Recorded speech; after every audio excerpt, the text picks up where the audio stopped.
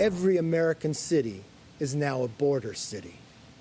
Fentanyl is now the leading cause of death for Americans between the ages of 18 and 45. Biden's open border policies are killing Americans. Why is the White House not treating this like the crisis it is? Fentanyl is now poisoning and killing hundreds of Americans every day as Mexican drug cartels take advantage of the chaos at our southern border. The White House still refusing to do what needs to be done to stop them. Ron Vitiello is the former acting director of ICE and former chief of the U.S. Border Patrol. Ron, it's great to have you on. 300 Americans a day roughly dying of opioid overdose, most of those fentanyl. The White House, Joe Biden, didn't mention it at all last night.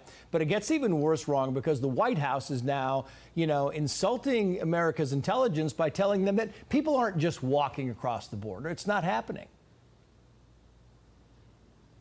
They have no credibility on this issue. The president can't use his primetime speech to talk about what's going on with fentanyl and drug overdoses that are going to account for over 100,000 deaths in the United States this year.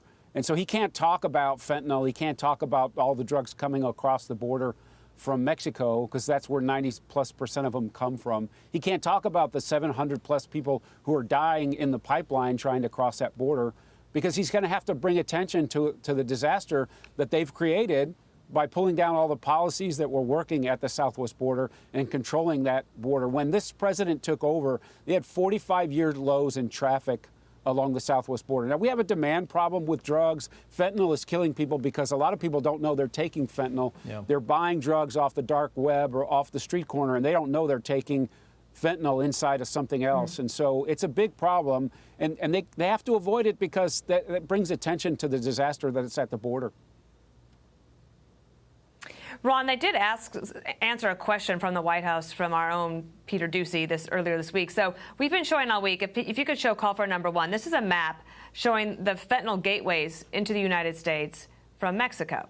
And then you had Karine Jean-Pierre, the White House press secretary, say to Peter Doocy this week, well, please pull up call for number two, that fentanyl seizures are up by 200%. So she said, so that proves that we are doing all that we need to do because the CBP has actually seized this much fentanyl.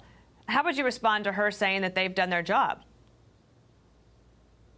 Well, I'm grateful that there are people out there, Border Patrol, CBP, the DPS you showed earlier, that they're making these seizures and protecting us from that poison.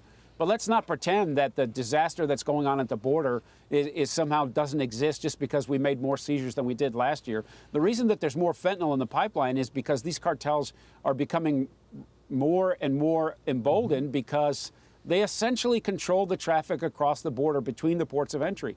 And yeah, it's great that we catch it, but it's not everything. It's not when the Highway Patrol goes out and writes 3 speeding tickets, they don't go back and tell the people that they work for that there's nobody on the highway that's breaking the speed limit. That's just not how it works. I'm glad that they're doing everything that they can, but there's much more that needs to be done. What's the plan for the border? When are we going to continue to have hundreds of thousands of people per month crossing the border and giving these cartels millions and millions of dollars a day?